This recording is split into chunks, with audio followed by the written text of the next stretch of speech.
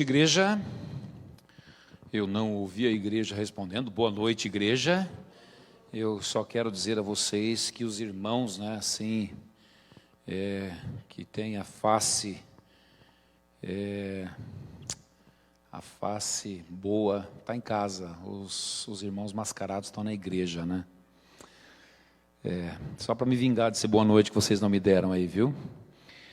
Mas essa máscara, graças a Deus, não é a máscara no coração, não é a máscara no caráter, não é só no rosto. Porque se você está aqui, com certeza é porque você ama Jesus e essa fé é genuína. E louvado seja Deus por ela. Eu gostaria de pedir aos irmãos que estão em casa, e se porventura você está aqui também dentro da igreja com o teu celular linkado, partilhe a mensagem, né, com os amigos. Cada domingo à noite, o tema que a gente está passando aqui são temas evangelísticos, são temas de estudo bíblico. E, queridos, nós temos uma mensagem que esse mundo precisa ouvir. Então, partilha no teu story de Facebook, no Instagram, onde tiver. Aliás, acho que só, por enquanto é só Facebook, né? Partilha no WhatsApp, para que essa mensagem possa chegar aí ao máximo possível de pessoas. E o que nós vamos dizer, e temos dito, isso tem a ver com o destino dos homens. Quer os homens queiram, quer não queiram, esse é o destino de todos nós. Domingo passado nós falamos um pouquinho a respeito do fechamento da porta da graça e as 7 pragas, não é? O que vai acontecer com esse mundo no momento em que Jesus Cristo sair do santuário celestial. E aí, nesse mundo, então, estará acontecendo o derramamento das 7 pragas, as taças da ira de Deus, sem mistura.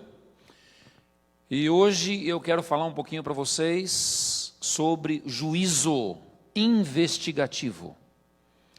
A grande questão é, o que está acontecendo no céu nesse exato momento? Enquanto Cristo está presente no santuário celestial no céu, qual é a obra que Ele está ministrando ali? Então, vocês vão acompanhar, não é, as imagens ali na tela, e eu quero começar já fazendo uma pergunta bíblica, e que está baseado ali em 2 Coríntios capítulo 5, verso 10. Aqui nesse mundo, queridos, de vez em quando alguém é pego pela justiça e é obrigado a comparecer diante de um tribunal, virou réu. Algum delito cometeu, ou às vezes não cometeu nada, mas está sendo acusado, talvez até de maneira, não é, injusta, mas vai para o tribunal. Quando se trata das coisas de Deus, como é que vai funcionar tudo isso aí? E 2 Coríntios tem para nós aí uma informação, uma orientação a respeito de todos nós seres humanos. E aí vem a pergunta que está na tela. A pergunta é, em relação a esse juízo que Deus está fazendo no céu, e percebam o tempo verbal que eu estou usando, o juízo que Deus está fazendo. Não é um juízo que virá, não é um juízo que já ficou no passado, é um juízo que está acontecendo. Então vem a pergunta: quantas pessoas dos mortais, de todos os que já existiram sobre o planeta, que estão vivos, homens e mulheres, quantos desses seres humanos terão que passar pela barra do tribunal divino? Será que tem alguém que está isento desse tribunal, que em algum momento não precisa comparecer nesse tribunal de Deus? E aí? O que diz a Bíblia? Então, querido, se você está aqui dentro da igreja, trouxe a sua Bíblia, é interessante que você abra ali, não é? Quem está em casa, por gentileza, não é? Abra a sua Bíblia também, anote os textos. Esse é um assunto que é extremamente importante para eu conhecer, para você ter ciência, para você pregar, para você ensinar para as pessoas. Então vá à Bíblia, 2 Coríntios capítulo 5, verso 10. Diz assim, segundo a Bíblia: porque é necessário que todos nós compareçamos diante do tribunal de Cristo, para que cada um receba o bem ou o mal que tiver praticado por meio do corpo. De acordo com esse texto bíblico, ninguém escapa do julgamento divino. Todos nós temos que comparecer diante desse tribunal. E é curioso que o texto diz o seguinte: para quê? Para receber um veredicto de acordo com as obras, de acordo com o bem ou de acordo com o mal que foi praticado por meio do corpo. Interessante, o corpo está sendo julgado, o indivíduo está sendo julgado. Bom, aí vem uma próxima pergunta. Bom, se tem esse juízo para começar e todos os seres humanos estarão envolvidos em algum momento e já estão, não é? Eu quero saber por onde começa esse juízo. Por onde começa? Como funciona? E de novo vamos à palavra de Deus. E querido, toda a doutrina, toda a ciência, todo o ensino que eu creio, ele tem que estar fundamentado na palavra de Deus. Ele não pode ser simplesmente a invenção da imaginação humana. Tem que estar fundamentado na palavra. Então a pergunta exige que a palavra nos responda. E ela diz o seguinte, esse é o texto, Hebreus, capítulo 9, verso 27. Como é que funciona o juízo? Será que é enquanto eu estou vivo? E Hebreus 9, 27 diz assim: e assim, como aos homens está ordenado morrerem uma só vez, vindo depois disto o juízo. Esse verso ele tem muitas e variadas implicações. E uma das implicações que eu sempre gosto de mencionar aqui, quando eu leio esse texto, quando estou diante de um público, é mencionar que biblicamente não existe reencarnação de acordo com esse texto. Esse texto já está dizendo que você morre uma vez só. A doutrina da reencarnação, ela não faz sentido de acordo com esse texto. Mas isso aqui é só um parêntese, não é?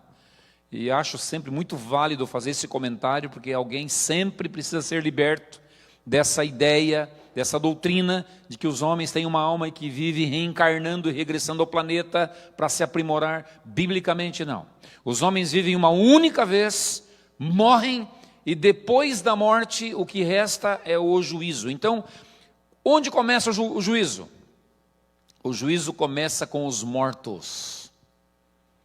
A Bíblia diz que o juízo começa com aqueles que morreram. Então esses são os primeiros a serem chamados. E nós cremos, portanto, que se é assim, o juízo no céu ele estabeleceu um cronograma, em que primeiro são chamados aqueles que primeiro morreram. Esses estão sendo julgados. Agora, o juízo, queridos, tem um endereço. Esse juízo do qual nós estamos falando, eu estou falando da primeira fase do juízo. E essa primeira fase do juízo é apenas para aqueles que entregaram a sua vida para Jesus.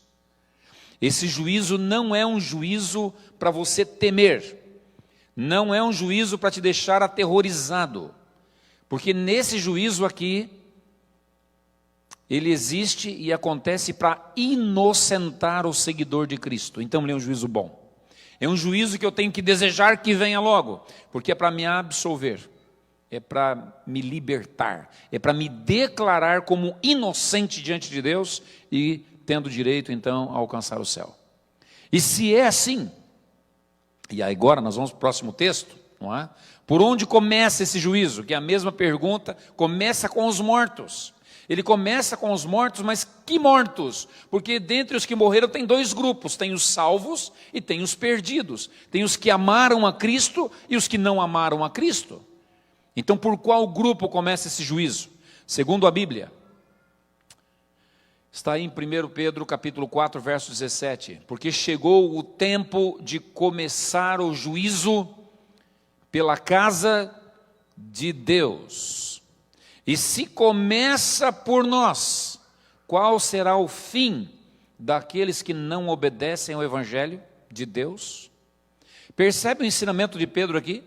O juízo começa com os mortos, depois que o indivíduo morre, mas tem uma classe específica de mortos. Que mortos? Os mortos em Cristo. Começa pela casa de Deus. Isso é interessante, não é? Então, queridos, esse juízo, se começa pela casa de Deus, não é? E temos que ser julgados, não basta simplesmente dizer que aceitou a Cristo, porque no final das contas, existe um texto lá em Mateus, o capítulo 7, a partir do verso 21, 22, aonde há uma classe de pessoas que aceitaram a Cristo, e eles estão ali reclamando: Senhor, Senhor, mas nós fizemos tantas coisas em teu nome, expulsamos demônios, fizemos sinais, fizemos maravilhas. E vão ter uma surpresa, porque Jesus está dizendo: vocês têm que se apartar de mim, vocês que praticam a iniquidade. Então, queridos, o crente precisa ser verificado diante dessa afirmação que se faz, de que se aceitou a Cristo. O quão verdadeira é essa profissão evangélica, essa profissão de seguidor de Cristo. Você segue a Cristo com empenho, é definitivo? O juízo está verificando isto. É claro que é para me defender, mas se nesse juízo eu for encontrado sendo, infelizmente, não é? Apenas parcial com as minhas crenças, não sendo honesto com as minhas crenças, eu vou ser, de alguma forma, vou ficar de fora do prêmio que Deus tem para mim. Isso a gente vai ver mais logo a seguir. Então, definindo, todos os homens serão julgados.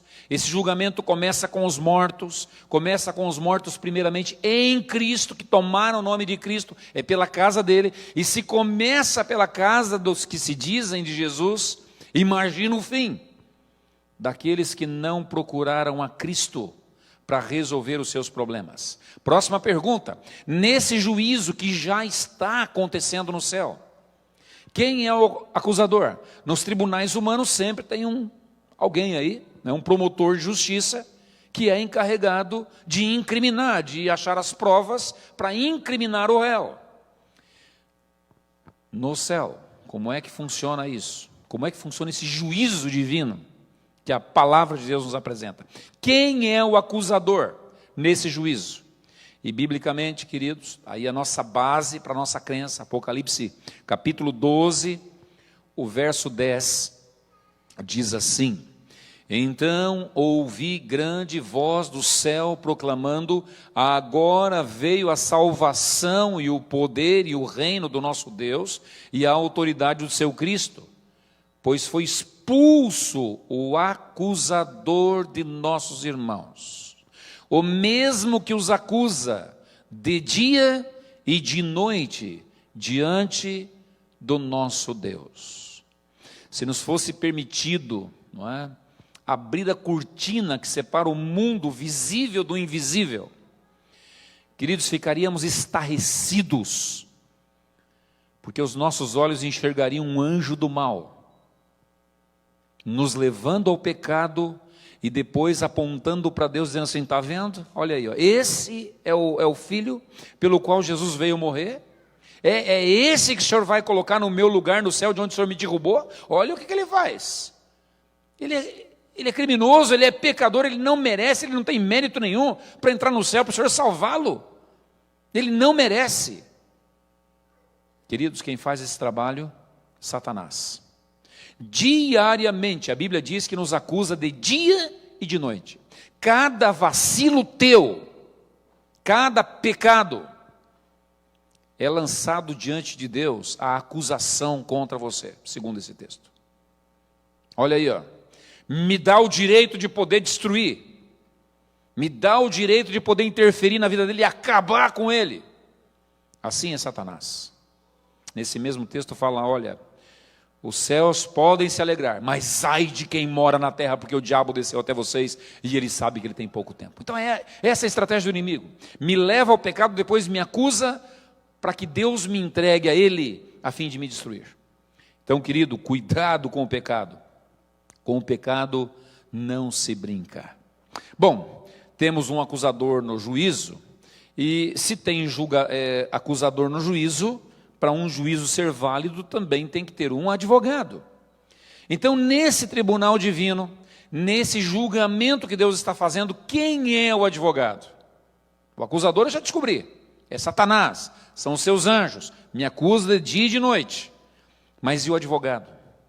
Quem é o advogado? Queridos, esse é um dos textos mais lindos da Bíblia.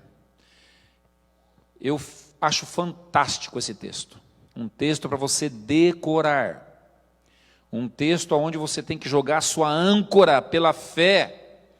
E quando você se sentir acusado pela consciência, quando se sentir acusado por algum pecado que você cometeu e se acha indigno diante de Deus, olha para esse texto aqui. O que ele diz? Diz assim: filhinhos meus, estas coisas eu vos escrevo para que não pequeis.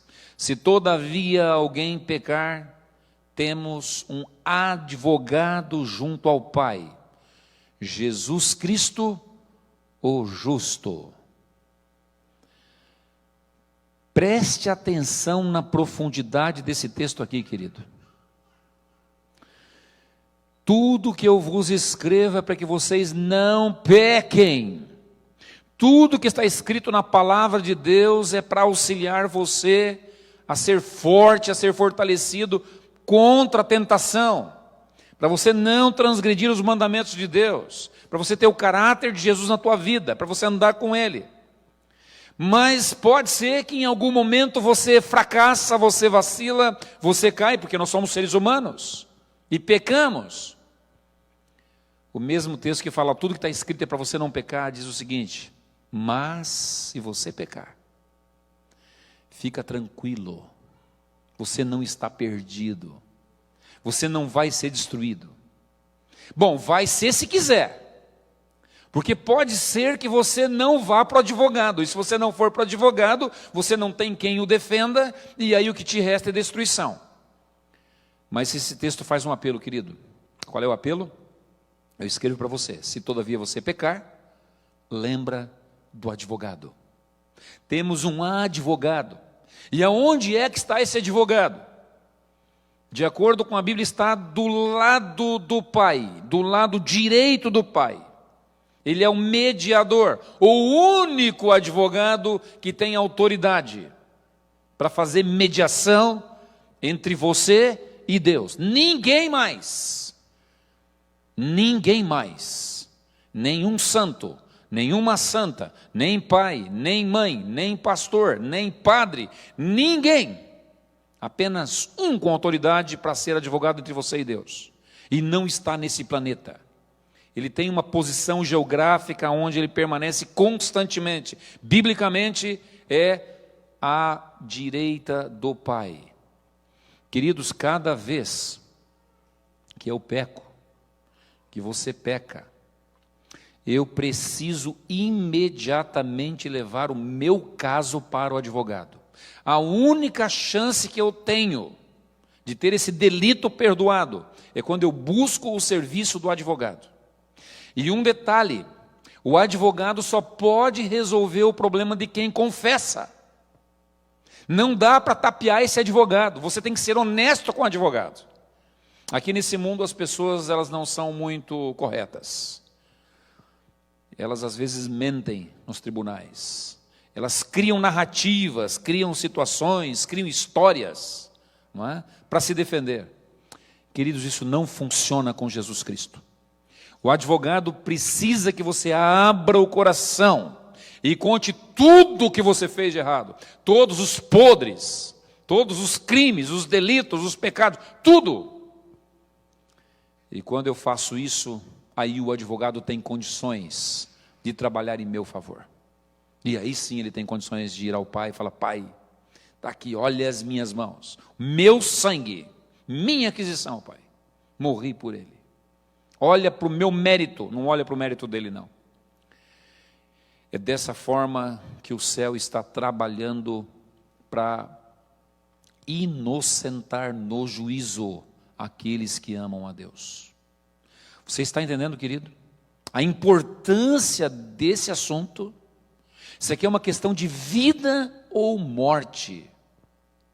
Se você peca, só tem um caminho a seguir: santuário celestial, onde está Jesus, ao lado do Pai, levar os pecados e pedir misericórdia. É tudo que você pode fazer. Ah, eu fiz, mas não queria, não, o outro me tentou fazer igual Adão e Eva, jogar a culpa em cima da mulher, a mulher jogar a culpa em cima. Não funciona, tem que assumir a responsabilidade. E aí o advogado tem condições de fazer o seu papel. E é importante eu dizer uma coisa para você. Esse advogado, Jesus Cristo, nunca perdeu uma causa. Nunca perdeu uma causa. O problema é que os homens, às vezes, eles temem o advogado, não levam caso para o advogado. E aí o advogado não pode fazer absolutamente nada. O advogado não vai defender quem não o procurou. Aliás, queridos, nesse mundo todos nós estamos condenados. Aqueles que não buscam advogado já passam para uma segunda fase do juízo. É uma outra fase, só para os ímpios, só para aqueles que não procuraram advogado, já estão condenados. Essa primeira fase é apenas para os cristãos, lembre-se disso, isso é muito importante. Bom, vem uma outra pergunta aí. Se tem um advogado, tem um acusador, então também tem que ter testemunha. Porque em todo julgamento alguém acompanha, não é? Alguém viu, alguém testemunhou o caso. No caso da palavra de Deus, no caso da nossa vida, quem é que são as testemunhas? Está aí em Mateus capítulo 18, verso 10. E Jesus diz assim, isso aqui é Jesus falando, não é? Dentro de um contexto onde as crianças estão sendo menosprezadas. E ele faz um alerta, olha, cuidado como é que você trata aí qualquer desses pequeninos. Não os desprezeis, porque eu vos afirmo que os seus anjos, anjos de quem? Anjos de Deus, os seus anjos nos céus veem incessantemente a face do meu Pai celeste. A Bíblia nos afirma que os anjos estão em todo o momento prestando relatórios a Deus. Todo delito, o que eu faço aqui contra as pessoas, o que eu faço particular, está sendo observado. O que você faz sozinho, no escuro, o que você pensa, o que você fala, tudo registrado, com terrível exatidão. Percebe, queridos, a dimensão desse juízo? A dimensão das anotações que essas testemunhas estão fazendo? O tempo todo os anjos estão nos olhando. E estão anotando cada ato, cada pensamento, cada palavra, cada dever praticado, cada dever negligenciado, cada ato de amor em favor do perdido, e cada ato que eu não trabalhei em favor do perdido, cada momento gasto com coisas fúteis que roubam o nosso tempo, tudo anotado com terrível exatidão, porque nesse juízo, isso aí vai ser verificado. As testemunhas apresentam isso, não é, diante de Deus. Bom, se temos um advogado, temos um acusador, temos as testemunhas, nesse país em que vivemos existe um código penal que diz o que é delito, o que é errado e a pena que se paga. E com Deus? No julgamento de Deus também, será que funciona assim? Também. E queridos, qual é o código penal de Deus? Qual é o código, qual é a norma de procedimento que Deus tem, a constituição do governo de Deus, que diz como é que eu devo proceder como cidadão do seu reino, e que em algum momento vai ser a norma desse juízo, vai ser o espelho. Biblicamente, livro de Tiago, capítulo 2, verso 12, diz assim: falai de tal maneira procedei, como aqueles que hão de ser julgados pela lei. Que lei? Lei da liberdade. Nós somos julgados pela lei. Um outro verso que é apresentado como norma do juízo, também fala da lei. Eclesiastes, capítulo 12, verso 13 e 14, diz assim: de tudo que se tem ouvido, a suma é: teme a Deus e guarda os seus mandamentos, porque isso é o dever de todo homem.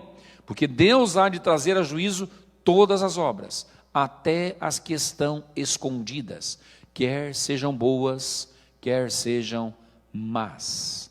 De novo, o texto apresenta o dever de todo ser humano.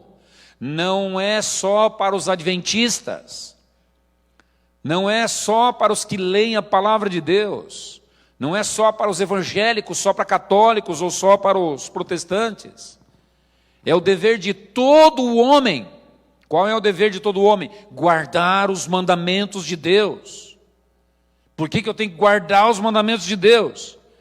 Biblicamente, porque vai ter um dia que Deus vai julgar com base nesses mandamentos todas as obras, sejam boas ou sejam más. Percebe, queridos? E um detalhe: a lei de Deus, ela nos acusa por ser justa demais, ela exige justiça de você. Ela quer perfeição da tua parte, a absoluta.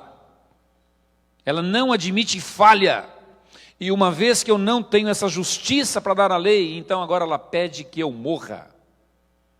Porque se eu não tenho justiça para atender essa lei, ela diz que eu tenho que morrer.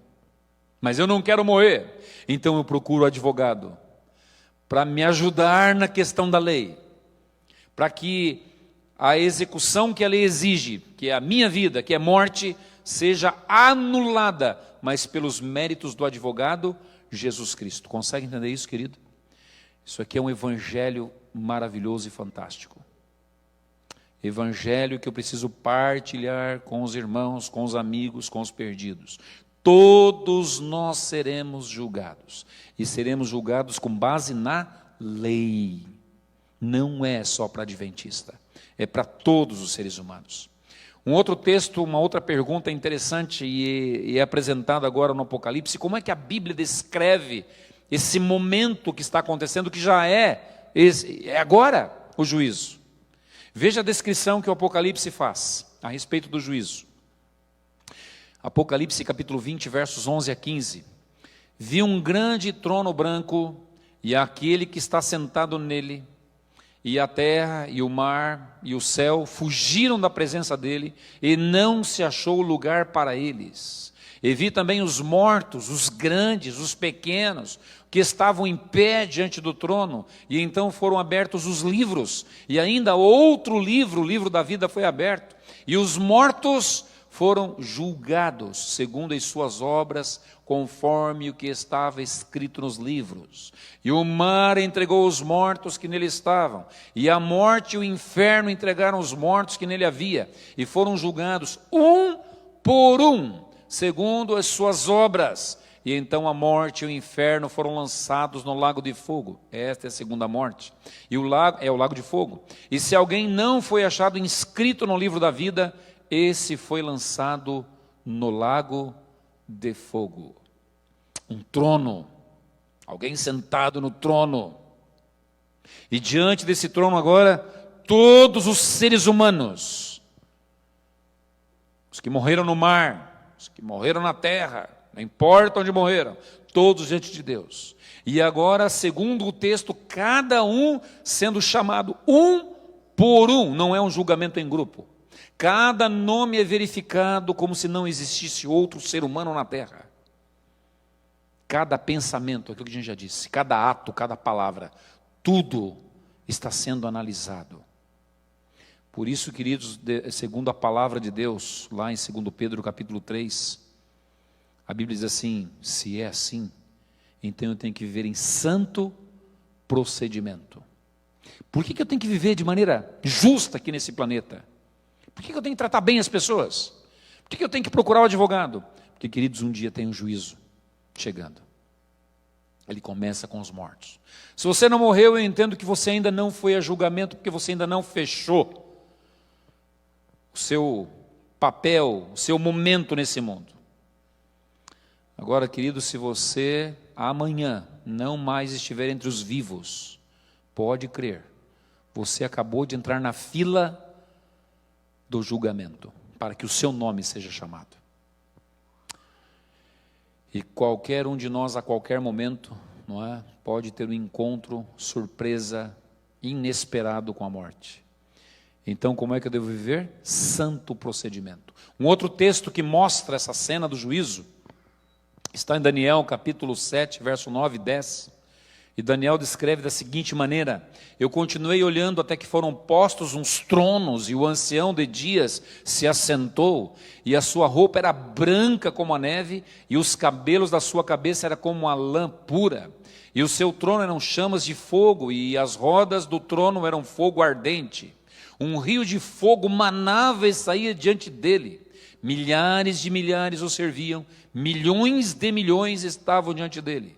Foi instalada a sessão do tribunal e foram abertos os livros. O ancião de dias é o Pai, ele preside o juízo. Primeiro aparece na cena o Pai, o presidente desse juízo. E quem está na presença dele agora? E ali dá uma característica, não é? Seu trono, chamas de fogo, um rio ardente saindo diante dele. E quem está na presença? Milhões de milhões diante deles, diante dele, diante desse tribunal. E agora o juiz dá ordem e o juízo começa. E nesse momento em que o juízo começa, os livros são abertos. O que é um livro? Aqui na terra seria o equivalente ao processo, não é? Todo incriminado, todo réu tem um processo contra ele, tudo anotado, as provas, que foi dito, que não foi dito, as intenções, está ali no processo. Então entendemos que esses livros é justamente o registro de tudo que o ser humano fez. Vamos partir então para esses registros, não é? E a pergunta é essa, para sermos objetivos: quais são os livros de registro que estão no céu? E se há esse julgamento, o Pai se assenta e os livros são abertos. Que livros são esses? O primeiro livro eu quero ver com vocês está lá em Malaquias capítulo 3, o verso 16. Nós adventistas, isso aqui é uma nomenclatura que nós damos, tá? Damos um nome para um registro. E o registro é livro memorial. Vamos ver como está o texto. Diz assim: então os que temiam o Senhor falavam uns aos outros, e o Senhor escutou com atenção o que diziam, e havia um memorial escrito diante dele para os que temem o seu nome, para que temem o Senhor, e para os que se lembram do seu nome. Então perceba o que está acontecendo nesse verso: aqueles que temiam o Senhor, é aqueles que têm o temor do Senhor, é aqueles que se preocupam com as coisas de Deus. Para esses há um memorial escrito. E o que é um memorial? É um livro de memórias, é um livro que registra as boas obras. Portanto, queridos, de acordo com esse texto, lá no céu tem um registro, a quem nós, adventistas, chamamos de livro memorial. Um livro que registra todas as boas obras do povo de Deus. Tem feito muita boa obra? É importante que o povo de Deus faça boas obras? Será que as boas obras nos salvam? Não, as boas obras não nos salvam. Porque boa obra é apenas uma consequência de quem está salvo. Portanto, queridos, se eu estou salvo, obrigatoriamente o fruto que eu tenho que manifestar na minha vida são frutos em forma de boas obras. Eu vou tratar bem o ser humano, o meu amigo, o meu vizinho, o patrão, o colega de trabalho. Eu vou tratar bem a minha esposa, os filhos, tratar bem meu pai e minha mãe. São obras que precisam apresentar e aparecer no caráter daqueles que amam a Deus. você tem dado frutos, se você tem dado esses bons frutos, não é para você se salvar, é você já está salvo. Então, obrigatoriamente, eles têm que aparecer. Então, isso tudo está sendo registrado nos livros do céu. Bom, o que mais? Tem mais algum outro livro de registro no céu? De acordo com o livro de Isaías, capítulo 65, versos 6 e 7, diz assim: eis que está escrito, de novo, mais um registro, está escrito diante de mim e não me calarei, mas eu pagarei, vingar-me-ei totalmente das vossas iniquidades, e juntamente das iniquidades dos vossos pais, diz o Senhor. De acordo com esse registro, o que mais está registrado diante de Deus, de acordo com esse texto? Está escrito diante de mim. O que está escrito diante de mim, diz o Senhor? As vossas iniquidades. Então, assim como há um memorial para os que temem ao Senhor, também está sendo dito aqui que existe um registro das iniquidades. E nós, adventistas, damos um nome para isso de livro do pecado. É um livro que registra só o pecado. Portanto, queridos, 2 livros aqui eu encontrei, 2 registros. Um registro só para as boas obras, só para descrever as coisas boas. Num outro registro, para ficar de forma muito bem organizada, um registro só com os pecados, as más obras, as más intenções, más palavras, maus atos. O nosso mau caratismo vai num outro registro. E as boas obras no livro memorial. Está entendendo o que está acontecendo aqui? Querido, isso aqui não é uma fantasia. Por favor, entenda isso. Isso aqui é a afirmação que a palavra de Deus faz.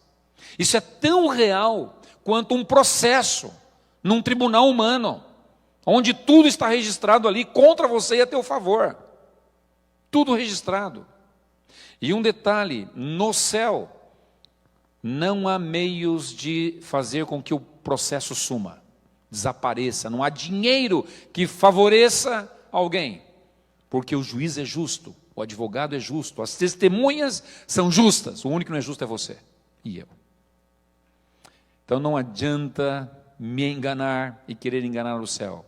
Por isso eu tenho que, honestamente, deixar que Deus me sonde e me limpe todas as minhas iniquidades, para que eu possa estar de pé nesse tribunal. Agora, vem uma pergunta muito interessante. Nesse julgamento que está se processando no céu, o que acontece com os pecados dos salvos? Vamos imaginar que eu morri salvo, você morreu salvo, e agora? Porque o juízo vem depois que eu morro, perfeito? Entenda isso. Morreu, então agora é o momento do julgamento. Então nesse julgamento o que acontece com os pecados que o salvo cometeu? Porque o salvo cometeu o pecado, mas ele levou para Jesus, o advogado. Então Jesus o perdoou, ele está salvo. Mas agora o que acontece com esses pecados no juízo? Olha o que diz Isaías 43, verso 25. Eu mesmo sou o que apago as tuas transgressões, e por amor de mim e dos teus pecados, não me lembro. Querido, que notícia fantástica. Percebe o que está acontecendo aí? Deixa eu dizer uma coisa para você. O assunto aqui deveria ser muito mais expandido, mas lá no antigo Israel, só para você entender aqui como ilustração, quando o pecador pecava, ele pegava um cordeiro, ele trazia diante de Deus no santuário, matava o cordeiro, confessava os seus pecados, matava o cordeiro, e o sangue do cordeiro era transferido para dentro do santuário, num simbolismo dizendo o seguinte: o pecado que você tem, que você pediu perdão, ele era transferido para dentro do santuário. É o que nós fazemos hoje. Jesus é o nosso cordeiro. Eu peco, e toda vez que eu peco e me arrependo, eu busco o Cordeiro de Deus, confesso o meu pecado é transferido para dentro do santuário celestial onde está Cristo. Ele apresenta as suas mãos. Esse é o trabalho de intercessão. Mas simultaneamente também ele está fazendo o trabalho de juiz, de juízo, de julgar, de apagar pecado. Então, para aquele que já morreu, O pecado foi transferido para o céu, mas esse pecado não pode ficar ali permanentemente. Enquanto eu estou vivo, os meus pecados estão sendo perdoados e registrados. Estão perdoados, mas permanecem registrados, porque o juízo ainda não aconteceu sobre mim. Só vão ser apagados definitivamente quando ou eu morrer, ou quando em algum momento o Espírito Santo descer e eu estiver condições de, com o caráter fixado, ser julgado também. Está entendendo o que o pastor está dizendo? Então é o momento que os vivos também vão ser julgados. Perfeito? Mas a questão aqui é o momento em que o pecado ele é definitivamente apagado. Quando é que isso acontece? Somente por ocasião do juízo investigativo, depois que a pessoa morreu. Perfeito? Hoje está sendo registrado, mas ainda não está sendo apagado porque você ainda não encerrou o registro da sua vida. Só vai ser definitivamente cancelado esses pecados quando você encerrar o registro da sua vida. Mas como é que pode afirmar isso, pastor? Por causa disso aqui, ó. Olha esse texto. Ezequiel capítulo 18, verso 24. E a pergunta é a seguinte: o que acontece com as boas obras dos perdidos no juízo? E perdidos aqui são os perdidos crentes, são os perdidos que em algum momento confessaram a Cristo, mas aí diante do juízo, o juízo descobriu que ele não foi sincero até o fim da vida, em algum momento ele se desviou, ele não perseverou até o fim, e a Bíblia diz que tem que ser perseverante até o fim. Não adianta procurar um advogado por 10 anos, 15 anos, 20 anos, e depois desistir do advogado, tem que ir até o fim. E se eu não procuro advogado até o fim, estou com problemas. Porque acontece isso aqui que Ezequiel 18 está dizendo. Mas desviando-se o justo da sua justiça. Era justo, mas se desviou o justo da sua justiça, fazendo segundo todas as abominações que faz o perverso. Acaso viverá? Olha a pergunta que Deus está fazendo. De todos os atos de justiça que tiver praticado, não se fará memória na sua transgressão com que transgrediu e no seu pecado que cometeu, neles morrerá. O que esse texto está nos dizendo, querido? Eu posso ser justo, bem intencionado hoje, mas as vitórias do hoje não garantem vitória amanhã. Eu tenho que perseverar. Tenho que ir até o fim. E se eu não perseverar até o fim, todo o pecado que foi transferido para o céu, Jesus perdoou, veja, foi transferido, foi perdoado, mas de repente eu me desvio. Então, querido, esses pecados que eu cometi, o sangue que foi aplicado de Cristo a meu favor, perde o seu valor. Esses atos todos voltam a me incriminar, mesmo que já haviam sido perdoados. Está entendendo aí a situação? E o que acontece com as boas obras que eu pratiquei? Todas elas são apagadas. Não se faz memória de nada de bom que você fez. Porque segundo a Bíblia, tudo que eu faço de bom, que eu procuro fazer minhas obras é trapo de imundícia, não vale nada diante de Deus. Ela só tem valor quando Jesus Cristo habita em mim e pelos méritos dele são apresentados diante de Deus. Aí tem valor. Mas se eu desprezei a Cristo, eu desviei do caminho, deixei o advogado de lado, essas boas obras não valem nada. E todas elas são apagadas. E contra mim resta apenas, de acordo com esse texto, a lista dos pecados que eu cometi. Percebe o que está acontecendo? Do justo que persevera até o fim, todas as más obras são apagadas. E aí o céu não quer saber o que você fez de pecado aqui nesse mundo. Só vai ter coisa boa para ser falada de você pela eternidade. Em compensação, o perdido, toda coisa boa que ele fez é apagado e fica apenas os crimes e os pecados, os delitos, os maus atos para acusá-lo e condená-lo. E portanto, por isso, ele está condenado. Para terminar, queridos, último texto dessa noite, Apocalipse 3, verso 5, tem um terceiro livro no céu, e se você não estiver com o nome neste livro, você nem a juízo vai, você já está condenado, Então eu preciso ter um nome nesse livro. Que livro é esse? Diz assim, Apocalipse 3:5: o vencedor será assim vestido de vestiduras brancas, e de modo nenhum apagarei o seu nome do livro da vida. Pelo contrário, confessarei o seu nome diante do meu Pai e diante dos seus anjos. Queridos, que promessa fantástica. O que está dizendo aqui? O vencedor. Quem perseverar até o fim em procurar um advogado, o nome não vai ser tirado do livro da vida. Livro da vida só vai nome de quem aceitou Cristo. O livro memorial, só boas obras. O livro do pecado, só as más obras. Portanto, querido, todo o esforço da minha vida tem que ser no sentido de fazer com que o meu nome permaneça no livro da vida. Você já colocou o seu nome no livro da vida? Quem um dia aceitou a Cristo, foi batizado, autorizou o céu a registrar o nome no livro da vida. Aliás, Jesus um dia deu uma ordem para a sua igreja: ela tem que batizar, ela tem que ir, ela tem que pregar o evangelho. E tudo o que for registrado aqui, tudo que for inscrito aqui na terra, na igreja, também está sendo ligado no céu. O que é ligado aqui, na família, na igreja, as pessoas que aceitam a Cristo, de acordo com a palavra de Deus, é ligado no céu. O nome vai para o livro da vida. Percebe, querido? Então, para eu ter o meu nome inscrito no livro da vida, eu preciso aceitar a Cristo. E o que é aceitar a Cristo? É estar disposto a cumprir os seus mandamentos, a sua vontade. Eu tenho que estar disposto a ser batizado, para dizer o seguinte: olha, eu estou renunciando à velha vida, eu quero morrer para o mundo, eu quero viver para Cristo. E aí é batizado, o nome vai para o livro da vida. E então, querido, você persevera até o fim. E quando você persevera até o fim, no juízo, tudo isso acontece.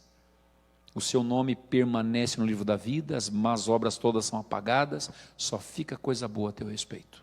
Esse é o trabalho que o nosso advogado está fazendo no céu. Esse é o momento em que o juízo, esse que é juízo investigativo. Por que investigativo? Porque nesse momento o céu está verificando, investigando tudo que você fez, para ver se você foi coerente, se você morreu, se você foi coerente. Agora, queridos, logo, logo, não sabemos quando esse julgamento vai passar para os vivos, porque Jesus não poderá voltar sem que todos tenham sido julgados. Então há um momento que aqueles que estão vivos serão julgados. Quando será? Não sei, tenho um palpite, que é no momento em que o Espírito Santo for derramado, à semelhança de Apocalipse capítulo 18, e fixar o caráter do povo de Deus, limpando toda a imundície que tem aqui dentro do meu coração. Então estarei pronto para, mesmo vivo, passar em revista diante de Deus, de forma que a minha situação não mudará mais. Então que Deus tenha piedade de nós, misericórdia, nos ajude a sermos realmente, santos, a vivermos em santo procedimento, para que quando esse juízo passar lá, o nosso nome for chamado, você esteja aprovado diante de Deus. Amém? Você pode dizer amém? Em casa, diga amém também. Que Deus nos abençoe. Queridos, em função do horário, nós vamos ficar de pé, nós vamos orar e já nos despedir da palavra de Deus. Depois você pode partilhar essa mensagem, com quem não ouviu. Isso aqui é um estudo bíblico e as pessoas precisam conhecer, porque o destino das pessoas está em jogo. E que Deus tenha misericórdia de todos nós. Oremos. Obrigado, nosso Pai Celestial, porque nesse momento nós estudamos a Tua Palavra.